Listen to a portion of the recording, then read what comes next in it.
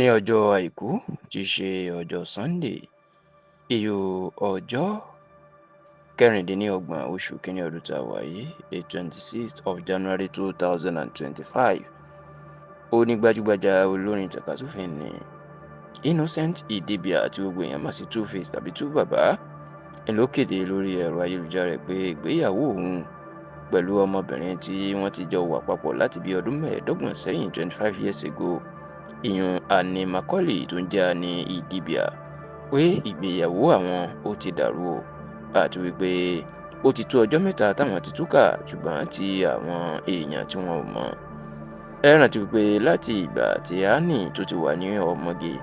láti iléèwé girama lòun àti Two-Face tó fi ń fẹ́ra wọn. Kódà níbi orin tó gbé Two-Face jáde ìyún orin African Queen tó kọ lọ́pọ̀ ọdún sẹ́yìn, Annie Idibia ìní ọ̀pọ̀ èèyàn gbàgbọ́ pé ó fi orin náà sọrí tí òun náà sì wà nínú fídíò orin náà. Ṣùgbọ́n yàtọ̀ sí pé Two-Face ó bí àwọn ọmọ síta táwọn obìnrin míì tán bímọ síta, Annie Idibia òun gan ni ìyàwó ilé ẹ̀ tí wọ́n jọ ṣègbéyàwó tí wọ́n jọ fẹ́ra wọn. Ṣá o lọ́jọ́ àìkú tí í ṣe Sunday ọ̀sẹ̀ tí a wà nínú ẹ̀ yìí ìní Two-Face ló kéde pé ìgbéyàwó àwọn méjèèjì ó ti dàrú àti wípé àwọn tí ń ṣètò bí ilé ẹjọ́ yóò ṣètò àwọn ká. Látìgbà náà làwọn èèyàn náà ti ń sọ oríṣiríṣi ọ̀rọ̀ nípa ìṣẹ̀lẹ̀ yìí. Bẹ́ẹ̀ làwọn èèyàn ń wò pé kí ló lè fà á, ṣùgbọ́n tó jẹ́ pé ọ̀pọ̀ àwọn èèyàn pàápàá àwọn obìnrin tí àwọn náà jẹ́ gbajúmọ̀ òṣèré olórin amúlùúdùn Two-Face ni wọ́n ń dá lẹ́bi tí wọ́n ń sọ̀rọ̀ sí tí wọ́n sì ń bu pé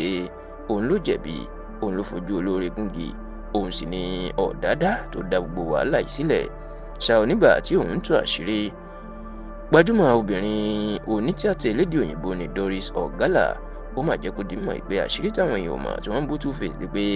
Annie Idibia gan ló jẹ̀bi. Ó ní Annie Idibia tí wọ́n ń gbèjà òun gan ló sọ Two-Face sínú ìdè. Oníṣẹ́ nítorí pé Two-Face ò ti lè sọ̀rọ̀, ó láwọn òun súnmọ́ wọn dáadáa, òun mọ̀ nǹkan tó ń lọ dáadáa gidigidi, òun sì mọ gbogbo nǹkan ṣe ń ṣẹlẹ̀. Ó ní kódà Two-Face òun bẹ àwọn ẹbí ẹ̀ kán sì lọ mójútó nítorí pé ti Annie Idibia tó fojú ẹ̀ rí ó lágbára kọjá sísọ. Inú òde sí lọkùnrin náà wà látọ̀pọ̀ ọdún tí ò lè sọ̀rọ̀. Doris Ogala ní ọ̀pọ̀ ilé olóògùn òun ni Annie Idibia yà tó ti gba àwọn agbára burúkú láti fi de Two-Face mọ́lẹ̀ àti láti fi kó o sínú òde. Ṣùgbọ́n tó ní ọ̀pọ̀ àwọn èèyàn tí wọ́n ń sọ̀rọ̀ tí wọ́n ń gbèjà Annie Idibia pé Two-Face ẹni ó ṣe é níṣekúṣe, ó ní wọn kò rí gbogbo àṣírí eléyìí, ọlọ́pàá àṣírí wà tóun yóò sì tú. Ó ní ìgbàkúùgbà sí àsìkò yìí lòun yóò tó fi àwọn àṣírí mìíràn síta láti jẹ́ káwọn èèyàn mọ̀ pé Annie Idibia gan ló jẹ̀bi, òun lọ̀dádá tó dá wàhálà sílẹ̀. Ṣá o gbajúgbajà sọ̀rọ̀sọ̀rọ̀ orí ẹ̀rọ ayélujára ní tó tún jẹ́ sọ̀rọ̀sọ̀rọ̀ orí rédíò tí wọ́n ń pè ní Daddy Freeze ó ti jẹ́ kó di mọ̀ wípé òun ò ní sọ̀rọ̀ lórí ìjà Annie Idibia àti Two-Face nítorí pé òun súnmọ́ àwọn méjèèjì, ṣùgbọ́n ó ní bàbá bẹ́lẹ́rán wí ká bẹ́lẹ́rán náà wí,